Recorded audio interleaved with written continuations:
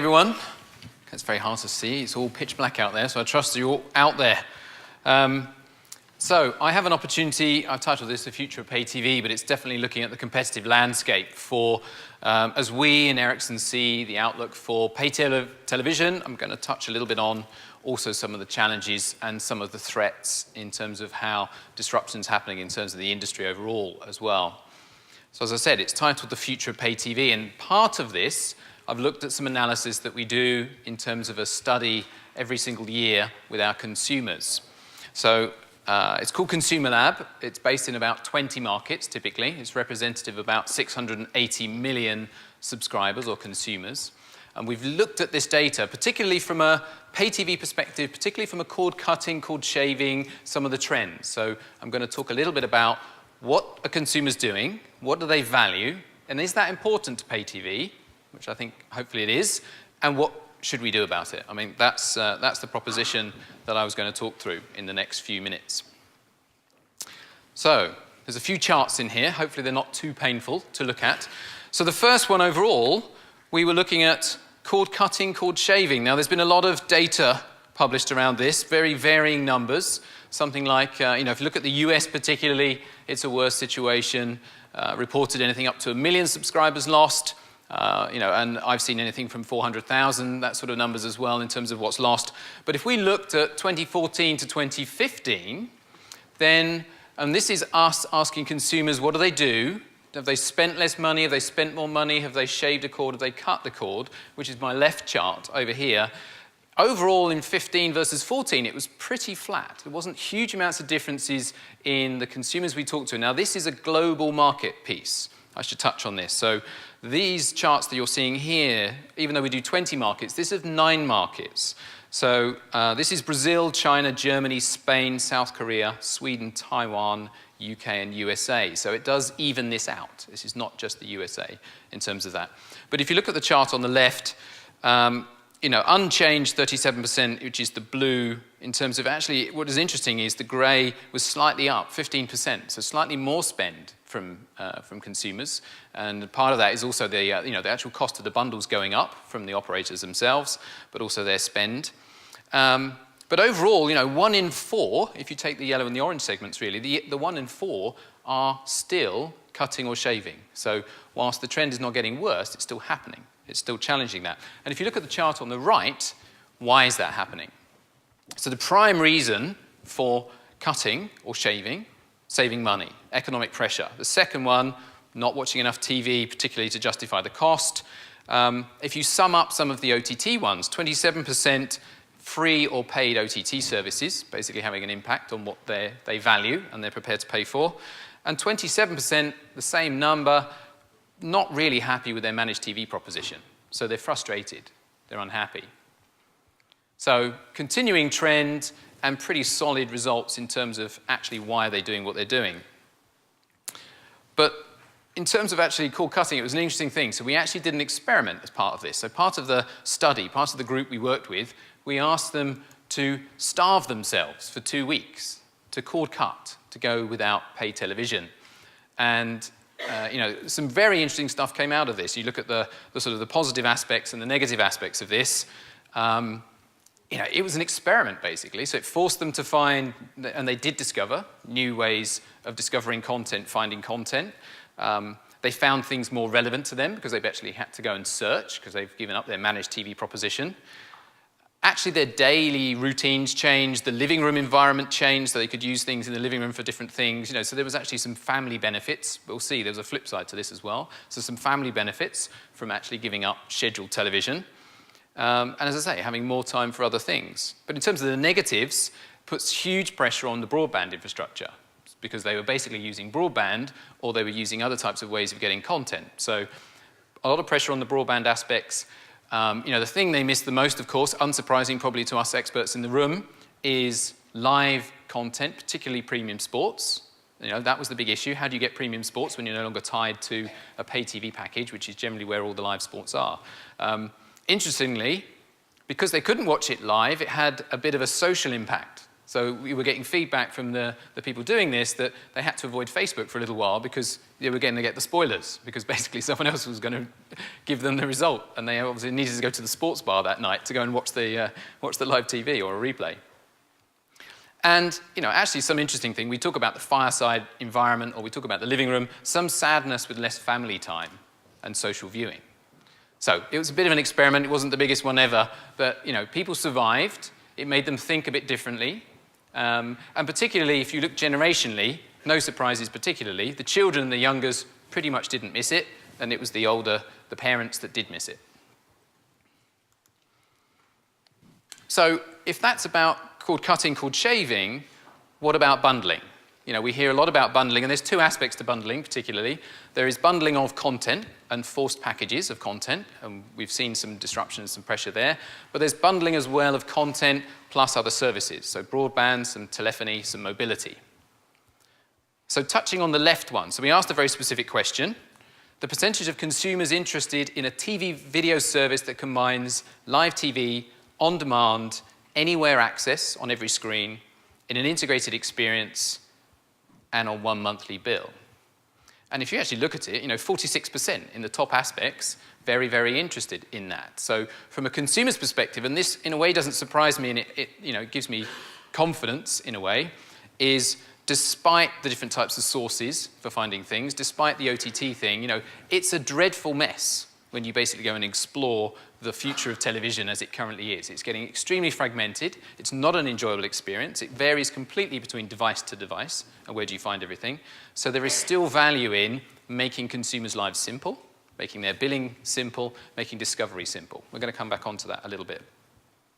And one thing that really interests me on the right-hand side, in terms of numbers, so you'll hear the cord nevers, a surprising statistic for me. So 22% of the cord nevers that we talk to already pay for subscription OTT. So whilst they firmly believe they're not a pay TV customer, I don't believe in pay TV, I don't need pay TV, I'm paying for premium OTT. So, is this the future? It's two aspects. Is the future, can we convert the cord nevers through this seemingly new way of paying for content that they agree with and they value? And the other is, will the paid-for bundles of content become these microservices of multiple mini bundles? Because if you really look at it, if you add them all up, you're probably back at the sort of pay TV type of costs anyway. So bundling was another thing. So no, I don't think bundling is over. But this is probably the point where we start to pivot a little bit and start to think about, should we all be worried about pay TV? Should we be worried in general about this industry? And I definitely think we should be worried. This statistic, the top statistic for me, is extremely concerning. So 50%, when we ask them, half of all of the people watching linear TV every single day are frustrated with finding something to watch. In a consumer-oriented business, in terms of looking after consumers and keeping them happy, this does not look like the recipes for success, when half your customers, half your audience, are pretty much frustrated with the service they get. So that's a worrying statistic, and one that we definitely need to do something about, but we can. Let's touch on that. And the other piece at the bottom is it was a comparison of the Net Promoter Scores between the new OTT players and the traditional TV players. And you can see 10% for the current traditional TV players, 36% Net Promoter Score for the new services. And there's really two aspects to that. One, if you look at the new types of services, it's accessible on all types of devices. So it works well enough. The video quality is good enough. The big piece that's influencing this Net Promoter Score when we dig is, of course, perceived value for money as well, because you're taking typically a high-end premium pay TV service and evaluating, do you think you get value from that, versus $9.99 for your Netflix subscription or something like that. So yes, the service delivers more value to consumer, but from a perceived cost aspect, it's also more valuable. So two things. That's put pressure on perceived value of an overall bundle and perceived value of the service. The other challenge, I think, is, I put them up here, in terms of internet disruptors, for the want of a better expression. What it is doing is the television industry no longer has the right to dictate and control consumers' expectation for how to consume media and entertainment. That's far, far gone. Over the last few years, that's disappeared. So we see consumers being influenced far more greatly from the ICT industry, from the internet industry, and it's shaping consumers' expectations and perceptions of what they want to get. And the next slide for me validates that a little bit. When you look at this shift, when you look at the shift of something like 70-30, the ratio, 70-30 of the types of devices being used to consume TV and media, and how this is blending. So back in 2010, it was about 70-30, TV screens and desktop screens versus smartphones, tablets, and laptops. Of course, you need the introduction of these new devices. You need the cost to come down of these new devices. But it's approaching 50% now. It's approaching 50-50 balance between the new types of devices for consuming content and media and the traditional TV screen and fixed PCs. And 61% of consumers watching TV and video on their smartphones, a 71% increase since 2012, and 42% think it's very important to be able to watch TV and video wherever they are. So it's going up. Media meeting mobility, basically. We're seeing these new types of devices becoming ever more valuable. So what does that mean for the industry? And I think if we look back, so that's kind of what consumers are doing, what they value, what they've perceived is, is value for money in terms of paying for, and what's happening with disruption. But if we look at what's happening in the industry, of course, we're getting huge disruption in the industry itself. So the content owners and broadcasters on the left-hand side, I mean, everyone in this room knows this already. On the left-hand side, content owners and broadcasters are trying to drive brands direct to the consumer, trying to globalize their content, increase new reach. They want metadata and digital awareness of what consumers are doing. So, of course, they're shifting to OTT models. And we saw that avalanche last year, and that's just continuing. And, of course, it's putting huge pressure on the guys on the right-hand side, which we'd call pay TV, cable, satellite, and telcos. And what are they doing to respond to that? Of course, we're seeing consolidation in the industry. We're seeing consolidation for a couple of main reasons. One, to drive scale with upstream negotiations of content rights. The other is to start to make sure they've solved this access network challenge. They need to become universal operators of delivering linear and on-demand content in great new ways. So you need the broadband play. You need, if you've got a satellite footprint, if you're cable. So we're seeing consolidation for a number of different reasons in these two areas. But all of them are focused on one thing. That's the one thing I've seen that's in terms of common aspects. They're all focused on the consumer. And I think this is where, if I pivot towards the outlook for pay TV and what we should be doing, is this.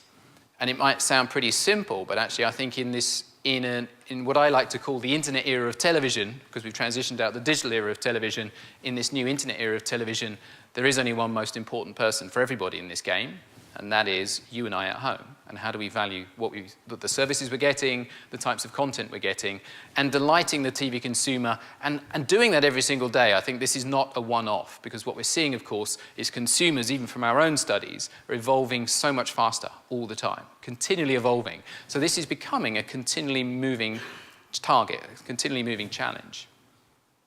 So we've looked at how to do this. How do you go about addressing this shift, addressing the consumer, keeping up with these things, and really to try and simplify it, put that into 4 main areas. So seamlessness was one key aspect that came up, and I think for me, this is also, if you look towards the future, we'll have the why can't I's. Why can't I watch my premium movies at my friend's house? Why can't I watch something I recorded on my DVR in the living room or the bedroom, or when I'm on the train? Any scenario you can imagine in the future of why can't I do something has to be solved in advance, or has to be prepared to be solved in advance. There's huge network challenges to this. We've seen the shift towards mobility, so there's enormous network challenges to solving this problem. I mean, I've come up from the South Coast today, and I pretty much can't even do calls and emails on the train in terms of my own device, let alone watch streaming video. So we've got a long, long way to go before we've built out the capacity to do seamless video delivery and solve any scenario you can imagine in terms of any device, any screen, anywhere. Of course, there's loads of business aspects to that as well, in terms of the rights, the business rules, the business logic. The second one, 50% of everybody frustrated with linear TV every single day. Priority number 1, massive issue to go and solve. So personalization, we use this word pretty easily. I still think we're a million miles away from having the tools, the data quality, and the analytics capabilities to do very good programmatic recommendation of discovery of content and search. We're getting close, but there's still huge amounts to do. So I think it is easy to say, it's still incredibly hard to do, and there's a lot to do there. Immersive, I mean, if we look at one thing, I didn't touch on some data, consumers do value quality. So in our studies, they valued HD and were prepared to pay for HD when we did this before. So for Ultra HD, they understand it. Now, believe it or not, some of them probably already say they want Ultra HD when they've never even seen Ultra HD. But you know consumers, they'll tick to say, I want the best thing. And they are prepared to pay it. So immersive content, I think, is key. We have to deliver on that. It's a differentiator for pay TV operators. We saw that with HD, and it will be again for Ultra HD. But immersive is not just about picture quality, it's also about immersion in your favorite stuff. Binge viewing, it's having the platforms that allow consumers to watch all the things that they want to watch. And here's an interesting thought for you. It occurred to me the other day. Is the binge viewing trend because actually it's not because I'm obsessed with all of these shows and I want to watch each episode, it's because I don't want to go through the nightmare of finding something else to watch. So if we make discovery really, really good, will we change the binge viewing trend? Maybe we will. The final piece is constant evolution. How are we going to do that? Well, a lot of companies and organizations, this is where Ericsson's trying to help them, are not yet agile enough. If you look at how a Netflix, an Amazon, or a Yahoo, or anyone else is built, they're built differently. They think differently. They're using different technologies to be agile and have speed. And a lot of organizations have to go through change to deliver on that. So, that's where the cloud technologies come in. That's where virtualization comes in. It's where all the things we hear about, web technologies. There's a lot to do, but it's not just about tech. It's also about organizational change. So huge amounts to do. Pay TV, I think, has a very strong outlook. A very, very strong outlook, because consumers want it simple, and it's a promise that needs to be delivered on now, because someone else will otherwise. And I think that's it. That's our focus. Thank you. Fantastic. Thank you very much. Thank you.